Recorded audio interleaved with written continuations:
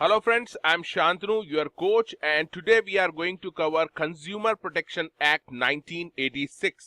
We'll talk about the jurisdiction of these forums or commission. बहुत ही important point अब discuss करने वाले हैं और इसके ऊपर questions आने के chances बहुत ज्यादा है, तो इसको आप ठीक से समझ लीजिए। एक पर्सन है कंज्यूमर, उसके साथ अगर कुछ गलत हुआ है, उसको जो गुड्स मिले हैं वो डिफेक्टिव हैं या सर्विसेज उसकी ठीक नहीं है, तो वो कहां पर जाए? डिस्ट्रिक्ट फोरम में जाए कंप्लेंट लेके अपनी, या फिर स्टेट कमीशन के पास जाए, या फिर नेशनल कमीशन के पास जाए? कहां पर जाएगा? तो इसके लिए आपको जुरिडिक्शन समझना पड़ेगा। Jurisdiction of district forum, jurisdiction of state commission और जुरिडिक्शन ऑफ नेशनल कमीशन। तो एक एक करके हम तीनों के जुरिडिक्शन देखेंगे। इसके ऊपर क्वेश्चन आने के चांसेस मैंने पहले ही बताया बहुत ज्यादा है, अच्छे से आप समझ लेना इसको। सबसे पहले हम देखेंगे जुरिडिक्शन ऑफ डिस्ट्रिक्ट फोरम। पहला जो जुरिडिक्शन है वो पिक्यूनरी लिमिट का है और दूसरा टेरिटोरियल लिमिट यानी जियोग्राफिकल लिमिट। तो पहले बात करते हैं pecuniary limit. Value of goods, ध्यान से देखना, ये लिखा है वैल्यू ऑफ गुड्स और services and compensation if any claimed is up to 20 lakh rupees. अगर ये कंज्यूमर जो डिस्प्यूट रेस कर रहा है और जो कंपनसेशन क्लेम कर रहा है या वैल्यू ऑफ गुड्स और सर्विस जो उसको चाहिए या कंपनसेशन क्लेम कर रहा है, वो 20 लाख रुपए तक का है, 20 लाख रुपीस तक का है, तो वो जाएगा डिस्ट्रिक्ट फोरम के पास। अब ये तो बात क्लियर हो गई कि अगर उसका जो क्लेम है value of goods service and compensation, जो भी उसने क्लेम किया है, क्लेम वो 20 लाख रुपए तक का है, तो वो डिस्ट्रिक्ट फोरम में जाएगा। लेकिन इंडिया में बहुत सारी डिस्ट्रिक्ट्स हैं और बहुत सारे डिस्ट्रिक्ट फोरम है, तो कौन से डिस्ट्रिक्ट फोरम में जाएगा? तो उसके लिए आपको देखना पड़ेगा territorial limit of district forum. The district forum can entertain the complaints if any of the opposite party. तो पहला तो इसने बोला है if any opposite party ordinary resides और कैरीज ऑन बिजनेस और पर्सनली वर्क्स फॉर गेन और has a branch office. तीनों चारों आप अच्छे से याद रखना। ऑपोजिट पार्टी का मतलब है जिससे इसने गुड्स लिए हैं या सर्विसेज लिए हैं, वो पार्टी है।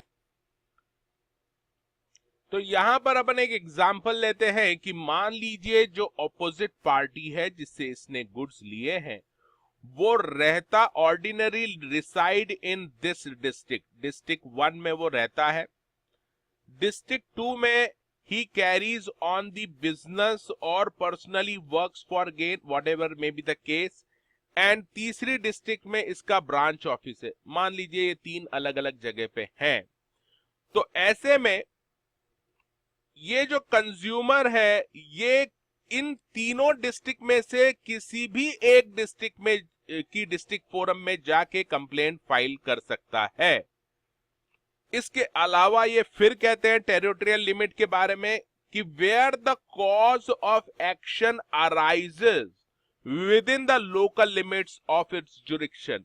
मान लीजिए ये जो गुड्स इसने परचेस किए थे ये इस प्लेस पे किए थे और ये थी डिस्ट्रिक्ट नंबर 4। तो यहां पर इसने गुड्स परचेस किए थे जो इवेंचुअली बैड क्वालिटी के निकले, तो ऐसे केस में डिस्ट्रिक्ट 4 हो जाएगी the place where cause of action has arisen. तो ऐसे केस में अगर कॉज ऑफ एक्शन डिस्ट्रिक्ट 4 में हुई थी, तो ऐसे केस में ये जो कंज्यूमर है ये यहां की डिस्ट्रिक्ट जो फोरम है, डिस्ट्रिक्ट 4 की डिस्ट्रिक्ट फोरम है, वहां भी अपनी कंप्लेंट फाइल कर सकता है। तो अभी आपने इसका जुरिडिक्शन देख लिया, एक बार अच्छे से फिर से देख लीजिए। पिक्यूनरी लिमिट डिस्ट्रिक्ट फोरम की है 20 लाख रुपीस तक, यानी 20 लाख रुपीस तक का क्लेम है, तो आप डिस्ट्रिक्ट फोरम में जाएंगे। अब कौन सी डिस्ट्रिक्ट फोरम में जाएंगे? तो इसके लिए हमने यहाँ पे देखा है कि ऑपोजिट पार्टी यानी जिससे उसने वो गुड्स खरीदे थे, वो जहां पर रिसाइड करती है, रहती है ऑर्डिनरीली, जो जहां पर रहती है उस डिस्ट्रिक्ट की डिस्ट्रिक्ट फोरम में, या फिर ऑपोजिट पार्टी जहां पे अपना नॉर्मली बिजनेस कैरी करती है या वर्क्स फॉर गेन उस डिस्ट्रिक्ट के डिस्ट्रिक्ट फोरम में, या फिर ऐसी डिस्ट्रिक्ट जहां पे उस ऑपोजिट पार्टी का कोई ब्रांच ऑफिस हो, वहां पर भी वो कंज्यूमर जा सकता है उस डिस्ट्रिक्ट के डिस्ट्रिक्ट फोरम में। और एक और जो लास्ट है, इंपॉर्टेंट है, जहां पे ऐसी प्लेस जहां पे कॉज ऑफ एक्शन अराइज हुआ था, उस डिस्ट्रिक्ट के डिस्ट्रिक्ट फोरम में भी वो कंप्लेंट फाइल कर सकता है। अब हम बात करेंगे jurisdiction of a state commission. तो डिस्ट्रिक्ट फोरम के बाद अब हम जो बात करने वाले हैं वो ज्यूरिडिक्शन ऑफ स्टेट कमीशन की बात करेंगे कि स्टेट कमीशन में कोई कंज्यूमर अपनी कंप्लेंट लेके कब जा सकता है। तो ये थोड़ा सा और हाई स्टैंडर्ड कॉम्प्लिकेटेड है, तो आप ध्यान से समझना। ज्यूरिडिक्शन जो स्टेट कमीशन का है वो 3 पार्ट्स में डिवाइडेड है: original jurisdiction, appellate jurisdiction and revisionary jurisdiction. सबसे पहले हम बात करेंगे ओरिजिनल ज्यूरिडिक्शन की।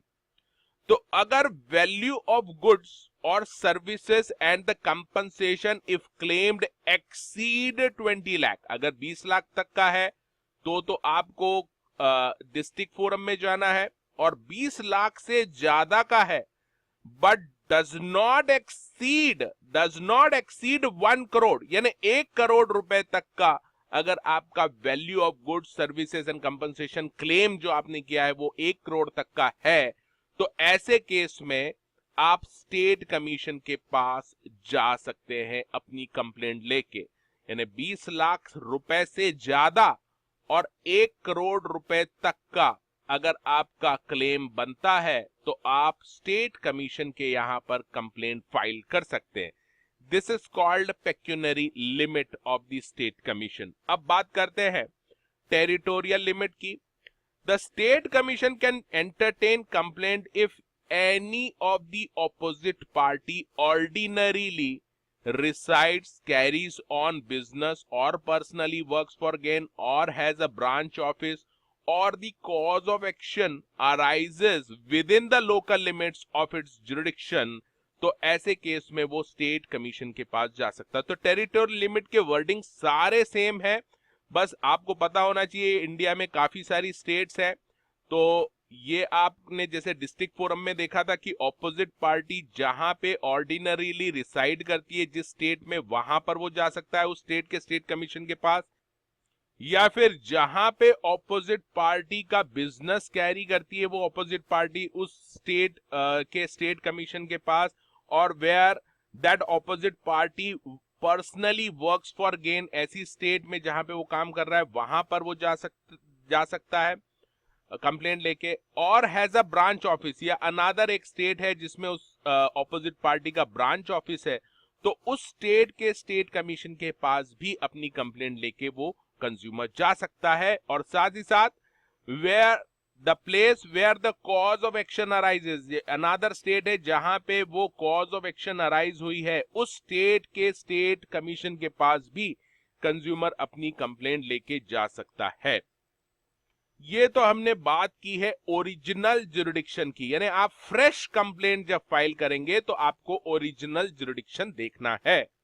अब बात करते हैं अपीलेट ज्यूरिडिक्शन की। इसका मतलब डिस्ट्रिक्ट फोरम में आप गए थे और वहां पे आपको न्याय नहीं मिला, यानी वहां पे जो ऑर्डर पास हुआ था डिस्ट्रिक्ट फोरम में उससे आप सेटिस्फाइड नहीं है और आप अपील फाइल करना चाहते हैं स्टेट कमीशन में, तो कौन से स्टेट कमीशन में आप अपील फाइल करेंगे, इसके लिए आपको देखना पड़ेगा appellate jurisdiction of the state commission. The state commission also has the jurisdiction to entertain the appeals against the order of any district forum within the state। तो clear सी बात है, ये एक स्टेट है और इसका एक स्टेट कमीशन है, इसमें बहुत सारी डिस्ट्रिक्ट फोरम्स हैं। तो इन डिस्ट्रिक्ट फोरम्स ने कोई ऑर्डर पास किया है डिस्ट्रिक्ट फोरम ने जो इसी स्टेट की है, और इस ऑर्डर से अगर कंज्यूमर सेटिस्फाइड नहीं है तो ये जो डिस्ट्रिक्ट फोरम जिस स्टेट के अंदर आती है, यानी जिस स्टेट कमीशन के अंदर आती है, वहीं पे उसी स्टेट कमीशन में ये कंज्यूमर इस डिस्ट्रिक्ट फोरम के ऑर्डर के अगेंस्ट अपील फाइल कर सकता है, और इसी को कहते हैं हम अपीलेज जुरिडिक्शन ऑफ स्टेट कमीशन। अब बात करेंगे रिविजनरी जुरिडिक्शन की। The state commission also has power to call for the records and pass the appropriate order in any consumer dispute। यानी कोई भी कंज्यूमर डिस्प्यूट है तो ऐसे केस में जो स्टेट कमीशन है उसके पास पावर है कि वो कॉल कर सकती है वो रिकॉर्ड और अप्रोप्रिएट ऑर्डर पास कर सकती है। तो ऐसे dispute which is pending before or has been decided by the district forum of the same state। तो ये एक स्टेट है, इसका एक स्टेट कमीशन है, इसमें बहुत सारे डिस्ट्रिक्ट फोरम है। मान लीजिए ये जो डिस्ट्रिक्ट फोरम है यहां पर कोई डिस्प्यूट आइदर पेंडिंग है, ध्यान से समझ लेना, या पेंडिंग है या इस डिस्ट्रिक्ट फोरम ने ऑर्डर पास कर दिया है, it has been decided by the district forum. और ये दो जो केस है इन केसेस में रिविजनरी जुरिडिक्शन है स्टेट कमीशन के पास कि या तो वो डिस्प्यूट पेंडिंग है इस डिस्ट्रिक्ट फोरम में या उस डिस्प्यूट के लिए एप्रोप्रिएट ऑर्डर्स पास कर दिए हैं डिस्ट्रिक्ट फोरम ने। तो दोनों ही केस में जो स्टेट कमीशन है ये जो डिस्प्यूट है इसके जो रिकॉर्ड्स हैं वो मंगा सकती है and state commission can pass the appropriate order in such cases. This is called revisionary jurisdiction.